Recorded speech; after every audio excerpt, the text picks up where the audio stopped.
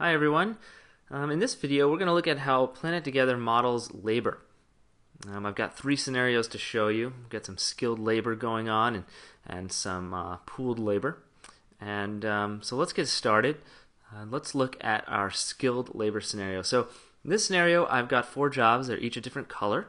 I have one resource called Machine 1, and I have two employees, Tim and Kathy, who run this machine. You can see all the jobs are scheduled on Kathy right now. And you also notice I put a note here, Tim is in training, so he runs a little slower than Kathy. He doesn't finish his jobs as fast because he's in training. So what you also see here is that every job Kathy's running, there's a machine block taking up time on the machine. And so in PlanetTogether we have the ability to schedule based on product. We can change different, they're called product rules, and we can change the cycle time on a resource based on the product running on that resource. So in my scenario here, Tim is shadowing Kathy for Monday, and on Tuesday Kathy decides to give Tim job number 1. So I'm going to move this job up to Tim here, and you'll notice that now it not only takes Tim the rest of the day Tuesday to finish, but also into Wednesday and most of the day Wednesday to finish. If I move that job back down to Kathy, you'll notice it shrinks right up. If I can get it to line up there, I'll just do a little compress, and there we go. So that's an example of skilled labor. It's a really simple example, but I think it gives you an idea of how we can manage different people's skill levels in PlanetTogether. I should also mention, if you're not familiar with PlanetTogether, that these green areas here are the schedule that Tim and Kathy work. It looks like they're working from 7 a.m. until 3 in the afternoon. So if that wasn't clear, that's what those blocks are. So let's jump to the next scenario I've made here. I'm calling it labor pooling using all available people.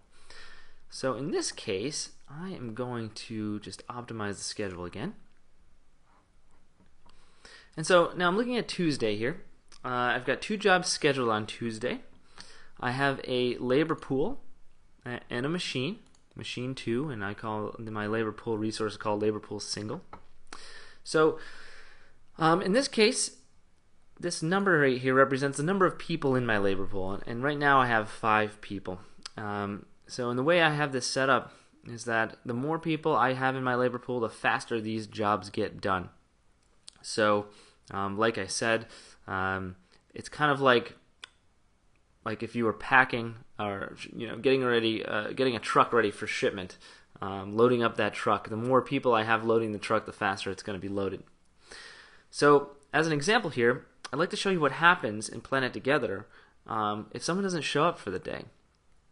So, right now, Monday I had 5 people. Monday's over with. We're on to Tuesday. Tuesday I have 5, but oh man, someone calls out sick. So what I'm going to do here is open my labor pool capacity, and you'll see number of people here. I'm going to say we drop down to 4. One guy called out sick. And save and close, and you'll notice my jobs got a little wider. They're using up more time. And job 3 actually pushed into my overtime area. So I'm actually going to have to run overtime today to get that finished. Now my overtime consists of 1 person, so I could open this occurrence and I could put more people. I can make more people stay late. So let's bump this up to 3 people for overtime, save and close, and you notice my job number 3 there, since it's using part of my overtime area, shrinks right up. So I hope that shows you how the labor pooling works, where all of your people in the labor pool are allowed to work on the job.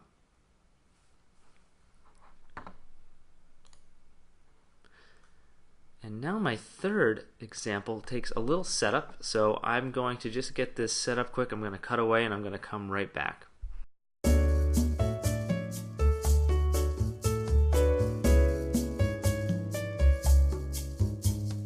I guess that wasn't too much setup. But what I want to show you here is my scenario. I have 3 machines, machine A, B, and C. Let me just zoom in here a little bit here.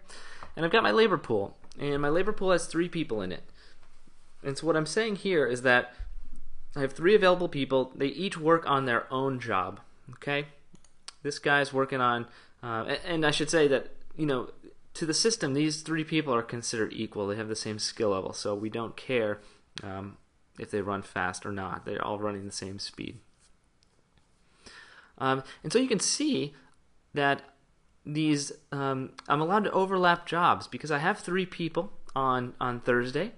I can have all these jobs running at the same time. I have 3 resources and I have 3 people, so why can't I just run them all at the same time? And there you go, it's showing that. But what I want to show again is, what if one of those people calls out sick? So on Thursday, I have to drop this down to 2 people. So let's open that occurrence up, and we're going to drop my number of people down to 2.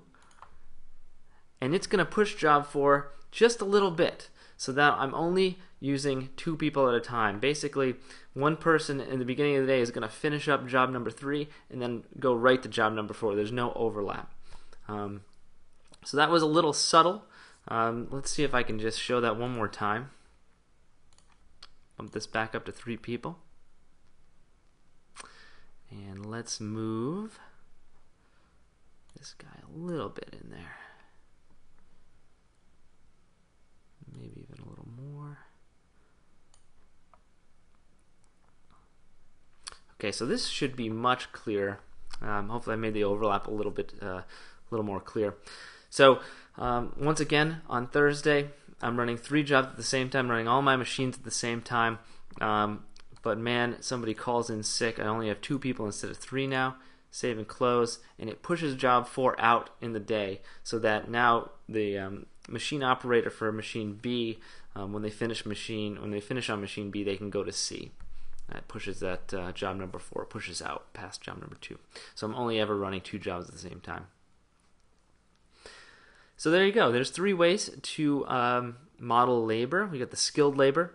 We have the combined labor pool, where the more people you throw at the job, the faster it runs. And we have the specific number of people running jobs, where you can limit the machine utilization over a period of the capacity span.